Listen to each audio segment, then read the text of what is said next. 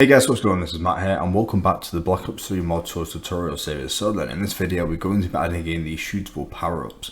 So this is the ones, if you've played Black Ops 6, you can find the power-up models usually just outside of the map.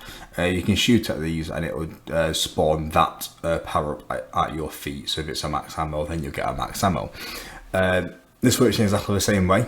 It's set up currently with 4 power-ups, so just the 4 base ones. That's max ammo, carpenter, nuke, and double points. But I'll also be showing you guys how to add any other custom ones, should you sort of want more than 4.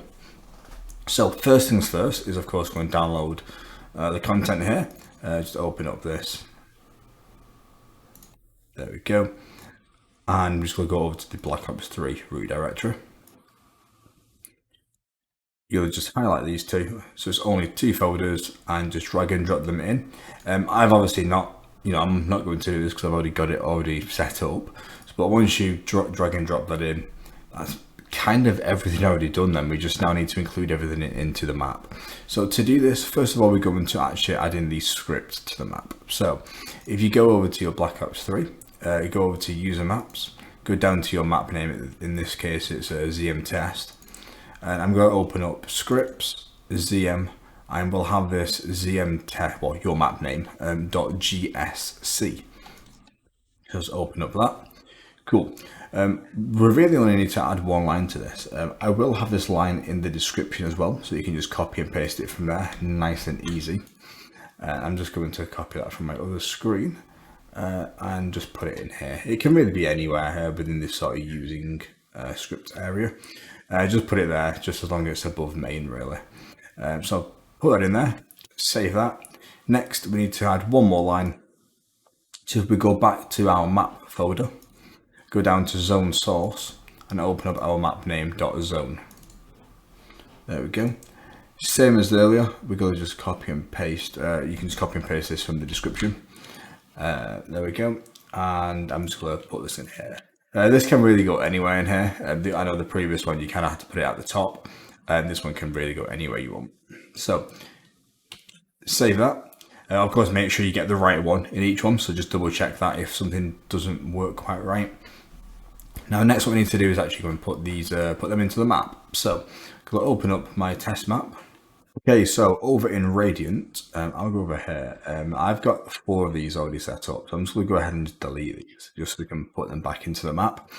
So when you dragged and dropped everything in there, they'll be put in a folder for you. Now this folder is going to be slightly different to the path that I have these in. Not majorly, it's just the way I structure things. So over here, if we go to map source, prefabs, ZM, you see there's a folder in here. Now if we go over to here, go to map source, prefabs, ZM. You'll see this folder is not here. The only reason for this is I have it in core. That's the only reason. You will have a folder in here though. So if I go into core, you'll see I've got it in here. I just simply have it set up that way. But for you, it'll be directly in here. So if we go over into Radiant, go back here. What you're going to want to do is go over to prefab browser. Just go right click up here if you don't have that and click prefab browser. That'll bring up this tab. Click the reload button just to make sure everything is refreshed, and then go down to ZM. And as I said, you will have a folder here, unless of course you've put it somewhere else as well. Open up that. I'm just going to open up where mine is, and I have 4 of these pre-set up. So I'm just going to go ahead and drag and drop each one of these in. Just sort of positioning them roughly where I would want to be shooting. On grid, makes it a bit easier to move around. So it's double points. We'll do the max ammo. Once I've done this, I will also show how to edit them. So put these in. Awesome, nice and easy. So each time we shoot at these, it will spawn that power up on the player that shot it. Now, if you do have any custom power-ups, or you do, for whatever reason, want to change anything about this, the way this is set up, so if I just go into the nuke, for example, enter that prefab. So there's a trigger around the entire thing. This is waiting for damage, so, a shot. And if we go over into entity info, just right click up here again if you don't have this. Really the important part of this is script noteworthy. So this is the actual power up name itself. You can change this to whatever you want, so as long as you have that power up registered. So in this case, each one has a different value of this. This is the reason why they're all different. Apart from the model itself, this is really the only difference. They're all set up the same way other than this. So nuke is for the nuke. There's that. So, if you do have a custom power up, make sure you put the power up name in here. So apart from the trigger, that is really the only thing you should be needing to be changed. Just going to hide that. And then we've got the model itself. Now this is set up to be a script model. You can see up here. This is just so we can delete it afterwards, after it's been shot. What I would suggest to change this model, if you do wish to, go into models. I've got it set up. I've just got it pre-set up here. So I've got double points to use. Just double click on the model. It could even be the vending machine if you really wanted to, I guess. All you're going to do is just double click on the model. That's going to keep everything else the same, everything the way it needs to be, but the model itself will change, so that's fine.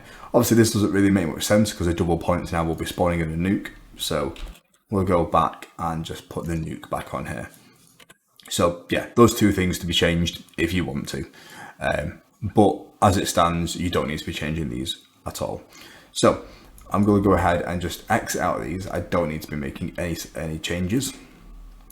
Cool. So once these have been put into the map, everything's ready to go.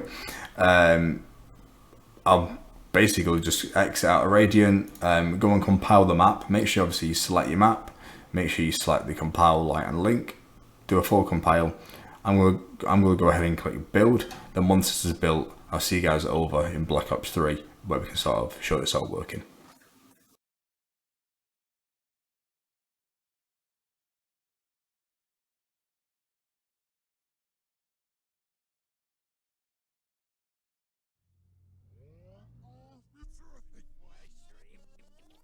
Okay, so over in game, you can see we've got all four of them set up over here.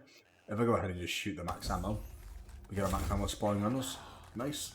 Do double points, we get one spawning on us, and that's how we do it for each one. It's important to note that when you shoot it, you get about a 2-second delay between it spawning in and it actually sort of taking effect. That's just so when you shoot it, you do have enough time to sort of walk away. You can sort of customize that in the script file if you want to. It's literally one value. But yeah, it's just, I figured most people would want to sort of spawn in and actually even have a chance at sort of moving away from it, especially if it's like a nuke that maybe you're not quite ready for yet, something like that. But that's about that. So as I said at the start of this video, that's for all four of these standard power-ups. But of course, if you do want to add any more, then simply just copy and paste the prefab and change the values that I showed earlier. It's as simple as that. But yeah, hopefully this has helped. Of course, any comments, please leave them. Any comments, any questions, please leave them in the comment section below, and I'll do what I can do there. But other than that, this has been how to add in the Black Ops 6 style power ups. I'll catch you guys later. Bye for now.